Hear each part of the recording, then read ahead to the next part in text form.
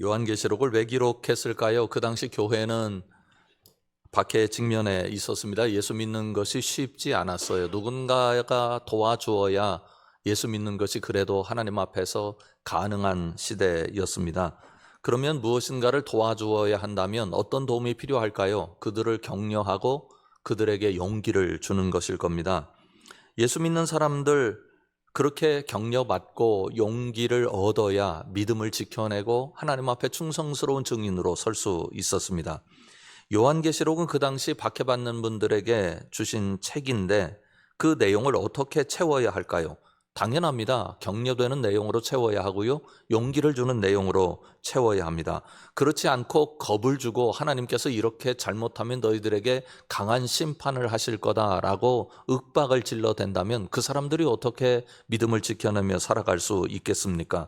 상황이 두려운데 두려운 그 상황의 두려운 이야기, 심판의 이야기, 그리고 어떤 하나님이 어떤 방식으로 그들을 치리하실 건가에 대한 그런 벌 주는 이야기로 가득 채워낸다면 상황 때문에 또 힘들고 그 말씀 때문에 또 힘들게 될 것입니다. 그러니 요한계시록은 두렵게 하는 책이 아닙니다.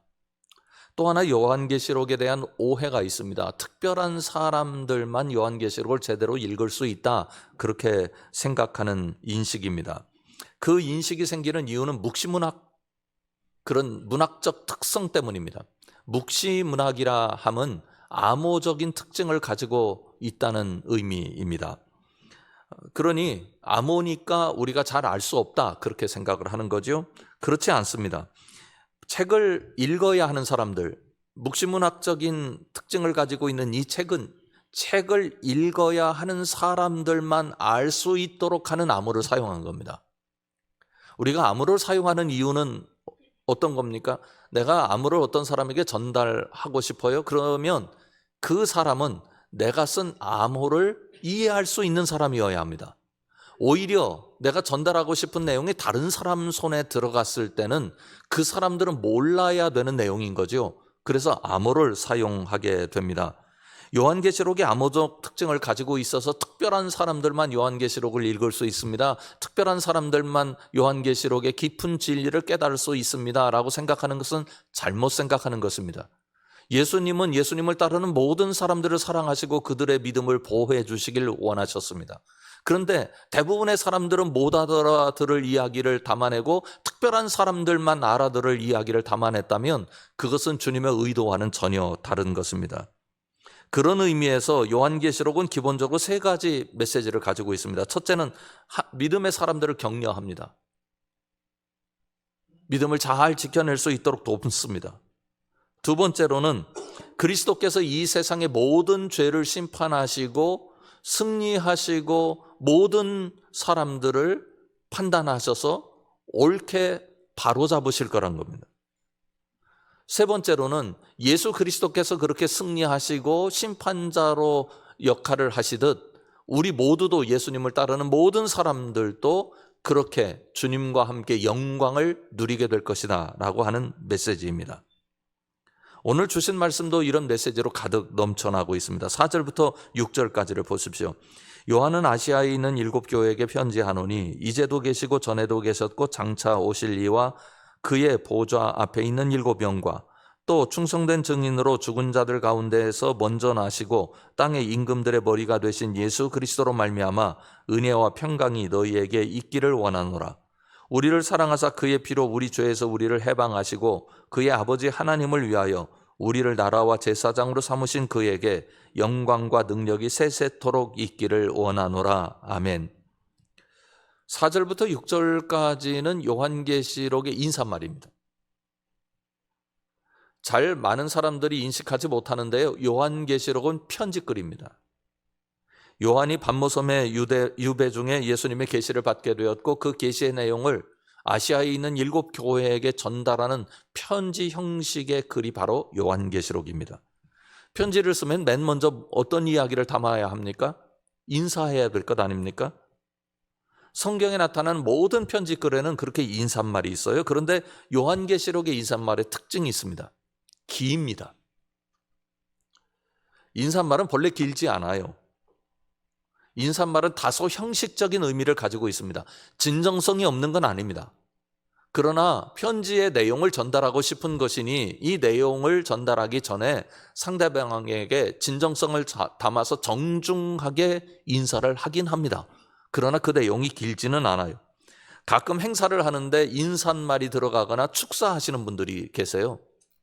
그런데 이분들 너무 길게 하실 때가 많아요. 그건 실례입니다. 인사는 그렇게 하는 게 아니에요. 간단하게 하는 것이 옳습니다. 그런데 요한계시록의 인사말은 깁니다. 왜 그럴까요? 다 이유가 있습니다. 그것은 진정한 의미상으로는 인사말이 아니기 때문입니다. 형식상으로는 인사말 맞습니다. 그러나 그 인사말에 특별한 내용을 담고 싶었습니다. 이들에게 주님이 어떤 분인지 알게 해주고 싶었습니다. 주님이 그들을 어떻게 바라보고 계신지 주님의 눈도 알려주고 싶었습니다. 인사를 시작하자마자 주님께서 얼마나 뜨거운 마음으로 믿음의 사람들을 바라보고 계신지, 그 뜨거운 마음으로 바라보고 계신 그 주님은 어떤 분인지 꼭 알게 해주고 싶었습니다. 생각을 해보십시오. 우리가 예수님을 믿으면 모든 것이 좀 잘 됐으면 좋겠어요. 내가 예수 믿기 이전보다는 지금이 나아졌으면 좋겠습니다. 그런 기대를 가지고 주님을 따를 것 아니겠습니까? 그런데 그 당시는 반대였어요. 예수님 믿으면 잘 됐으면 좋겠는데 예수님 믿으면서부터 어려운 일이 생기기 시작합니다. 박해를 받았습니다. 예수님 때문에 기쁨이 생긴 것 사실입니다. 평안해진 것도 사실입니다. 새 생명을 얻은 희열도 맛보았습니다. 그런데 사는 현실의 삶은 힘들었습니다. 퍽퍽했습니다. 두려움을 감출 수가 없었습니다. 고통스러운 일들이 일어납니다. 믿음의 삶을 살아가는 믿음의 식구들에게 그런 일이 일어나니 예수님 그들의 모습을 바라보시는 그 마음이 어떠셨겠어요? 예수님 믿고 잘 살았으면 좋겠는데 현실적으로 고통받는 그들을 향한 주님의 뜨거운 마음이 있지 않겠습니까? 요한은 바로 그 얘기를 하고 싶은 겁니다. 우리 주님은 여러분들을 지금도 뜨겁게 사랑하고 계십니다. 예수님은 십자가에 달리시기 전부터 주님의 백성들을 위로하는 메시지를 수없이 쏟아내셨습니다. 요한복음을 보면 이런 말씀이 있어요.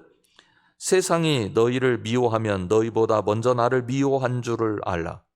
너희가 세상에 속하였으면 세상이 자기의 것을 사랑할 것이나 너희는 세상에 속한 자가 아니요 도리어 내가 너희를 세상에서 택하였기 때문에 세상이 너희를 미워하느니라. 같이 한번 읽어볼까요? 이것을 너희에게 이르는 것은 너희로 내 안에서 평안을 누리게 하려 함이라. 세상에서는 너희가 환난을 당하나 담대하라. 내가 세상을 이기었노라. 아멘. 오늘 주신 말씀이 바로 이런 예수님의 마음을 그대로 전달해 줍니다. 지금 믿음의 사람들이 박해를 당하고 있어요. 그런데요, 박해를 당한다면 박해를 가하는 가해자들이 있을 것 아닙니까? 그런 세력이 존재한다고요. 그 세력이 어떤 세력들이에요? 이 땅에서 권력을 잡은 세력들입니다. 그들이 세상을 지배합니다. 우리가 콜로세움에 대해서 잘 알고 있습니다. 인류 문화 유적지로 아주 유명한 곳이죠. 가치가 있는 곳입니다. 그러나 사실은 콜로세움은 생명을 앗아가는 피의 원형극장이었습니다. 백과사전을 보면 이렇게 설명이 되어 있어요. 카포포루스의 맹수들이 항상 수간이나 성적 용도로 사용되는 건 아니었다. 수간보다는 맹수들이 사람을 잔인하게 찢어 죽이는 게 더욱 빈번하게 일어나는 행사였다. 끔찍합니다. 여기까지만도요. 왜냐하면 사람들을 짐승이 수간하게 만들었어요. 원형극장 안에서요. 3만 명, 5만 명, 7만 명이 바라보는 앞에서 그렇게 고통스럽게 한 것입니다. 그 잔인함이 얼마나 지독했던지 감옥에 갇혀있던 죄수들이 경기장에 끌려가는 게 싫어 화장실 스펀지를 목에 찔러 넣어 자살하거나 바퀴 살 사이에 고개를 집어넣어 자살하는 경우까지 있었다.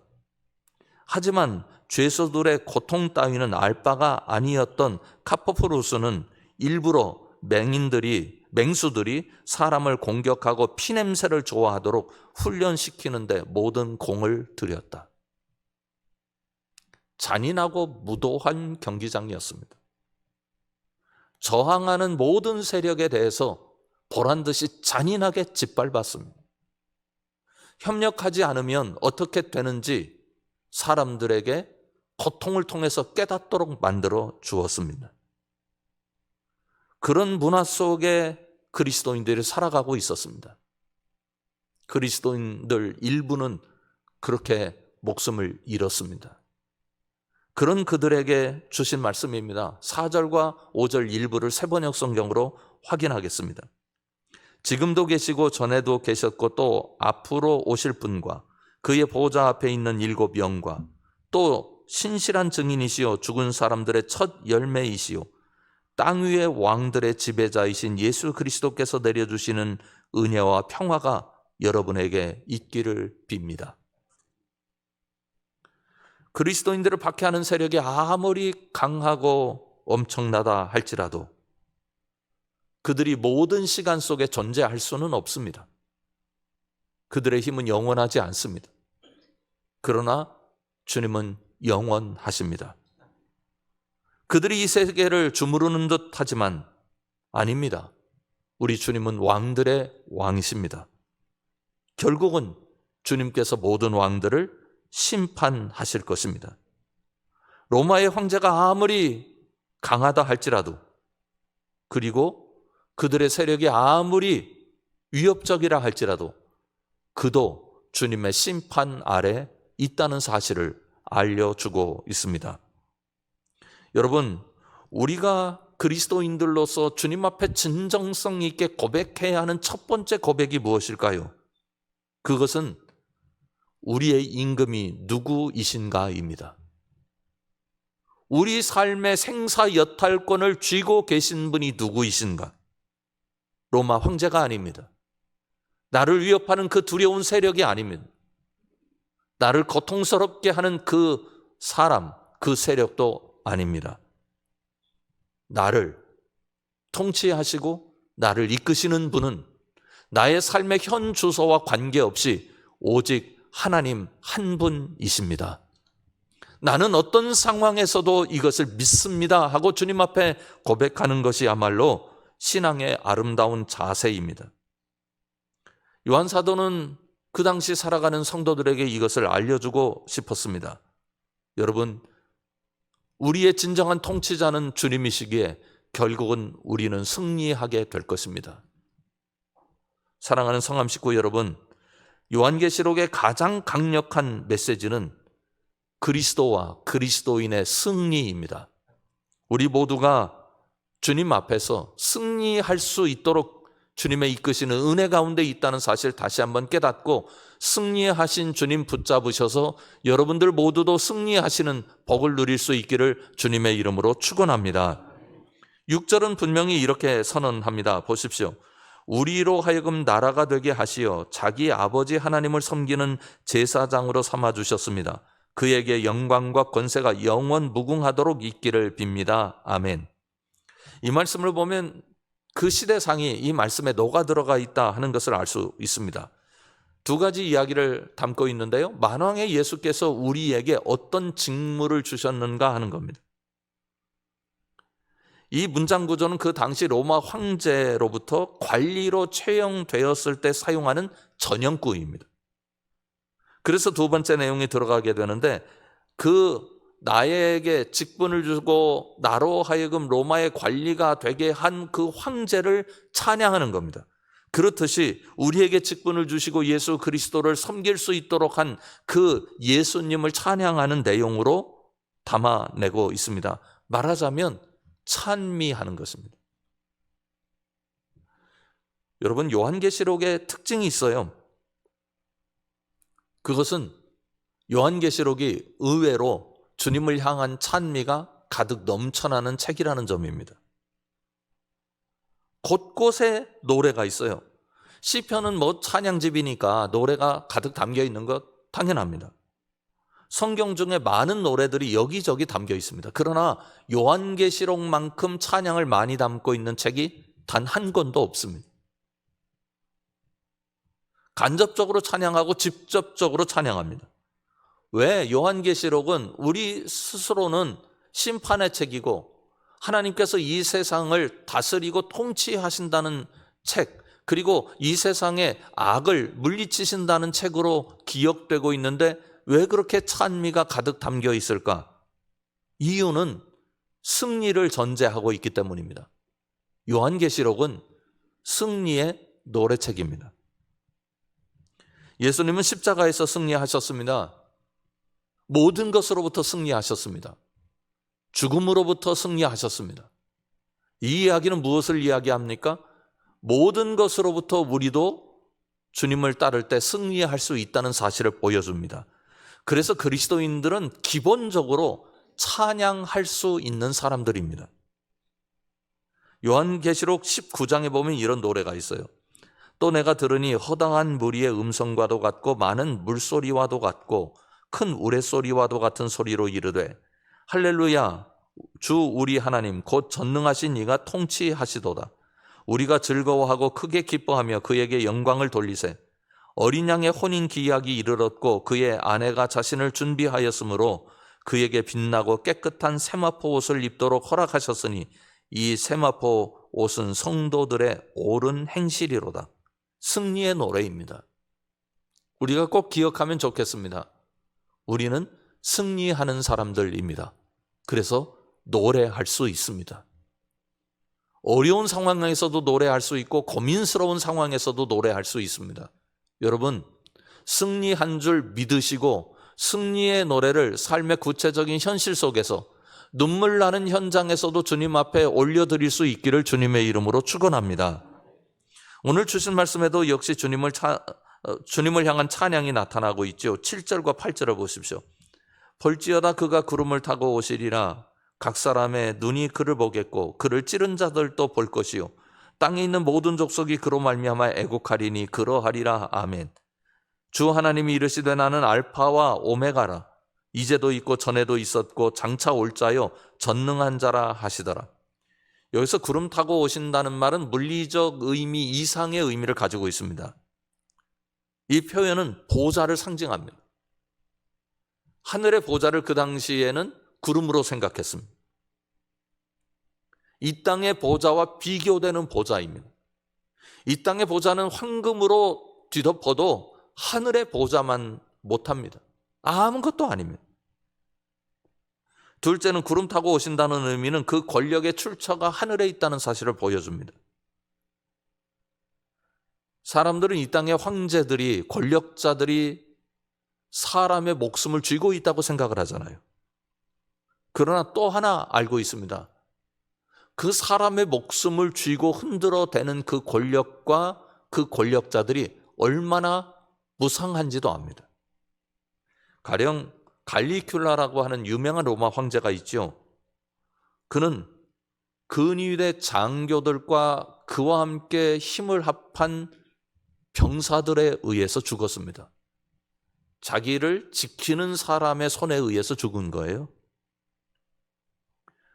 갈리큘라 황제 뒤를 이은 클라우디우스라는 황제가 있는데 그에 대한 죽음의 여러 가지 설이 있습니다. 가장 유력한 설은 그의 4번째 아내가 독살했다 알려집니다. 네로는 여러분들 너무나 잘 아시는 황제입니다. 그 악명을 너무나 잘 압니다. 그는 치세 동안 수많은 사람들의 목숨을 빼앗았는데 전혀 이해할 수 없는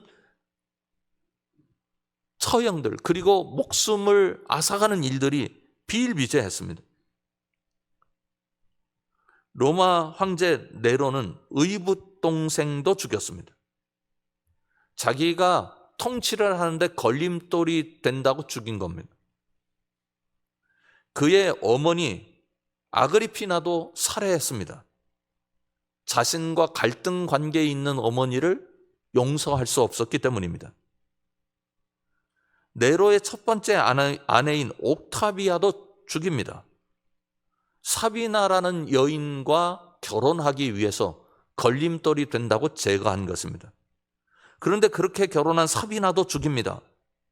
임신 중인 아내의 화를 내면서 발로 걷어차서 죽였습니다. 그의 스승인 세네카도 자살로 몰고 가서 죽입니다. 자신의 측근인 페트로니우스도 자살 명령을 해서 그의 칼로 스스로 목숨을 끊게 만들었습니다. 로마에 올라온 위원들과 귀족들도 예외는 아니었습니다. 그들도 제거했습니다. 로마에 일어난 대화재 사건을 그 원인으로 그리스도인을 지목함으로 그리스도인들을 수없이 죽였습니다. 그렇게 피에 취했던 삶을 살았던 사람이 네로입니다. 그런데요, 국가원로원에서 이거 가만두면 안 되겠다 싶어서 국가의 적으로 네로를 지목합니다. 그래서 황궁을 버리고 도망합니다. 도망하다가 자신을 시중 들던 노예의 칼에 의하여 네로는 죽었습니다. 세상의 권력이 그렇습니다. 두렵습니다. 악한 일을 서슴지 않습니다. 그러나 그들의 힘 또한 아무것도 아니었습니다. 예수님은 그렇지 않다고 요한계시록은 노래합니다. 세세토록 영원 무궁하다고요. 영원 무궁하신 예수 그리스도의 존재가 얼마나 그들에게 격려가 되었는지 모릅니다. 그래서 이렇게 노래하는 것입니다. 7절, 8절 다시 한번 보십시오. 볼지어다 그가 구름을 타고 오시리라. 각 사람의 눈이 그를 보겠고 그를 찌른 자들도 볼 것이요. 땅에 있는 모든 족속이 그로 말미암아 애국하리니 그러하리라 하며 주 하나님이 이르시되 나는 알파와 오메가라. 이제도 있고 전에도 있었고 장차 올 자요 전능한 자라 하시더라. 여기 재밌는 표현이 있어요. 그를 찌른 자도 볼 것이요. 근데 예수님을 찌른 자들만을 의미하는 내용이 아닙니다. 예수님을 따르는 모든 사람들을 찌른 사람들을 성경은 주님을 찌른 것으로 해석합니다. 여러분을 찌르는 사람이 있습니까? 그도 주님 앞에 설 것입니다. 여기 전능자라는 표현이 있습니다. 힘이 강하다는 의미가 아닙니다. 심판하시기에 가장 적합하다는 뜻입니다. 심판자에게 두 가지 자질이 요청됩니다. 한 가지 자질은 정확하게 심판하는 것입니다. 여러분, 우리가 어떤 판단을 하고 사는데요, 우리 판단의 근거나 우리가 판단하고 있는 관점이 옳다고 이 세상에 누가 이야기할 수 있겠습니까? 일부만 보고 판단합니다. 내 관점으로 판단합니다. 예수님은 그렇지 않습니다. 모든 것을 아십니다. 두 번째로는 판단을 해서 벌을 내릴 때도 벌 집행 능력이 있어야 합니다. 내가 판단하고 내가 벌을 주길 원해도 상대방의 힘이 강하면 그게 어렵습니다. 그래서 유전무죄라는 말이 있는 것 아니겠습니까? 주님은 그런 분이 아닙니다.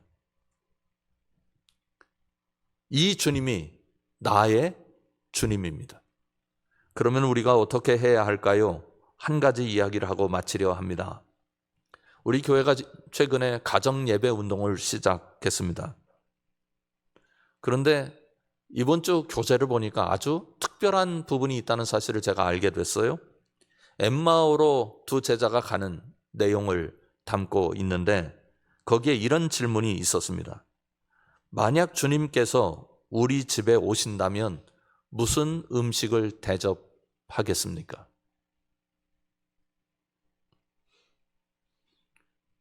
이 질문을 보면서 제 마음속에 뭉클함이 생겼어요.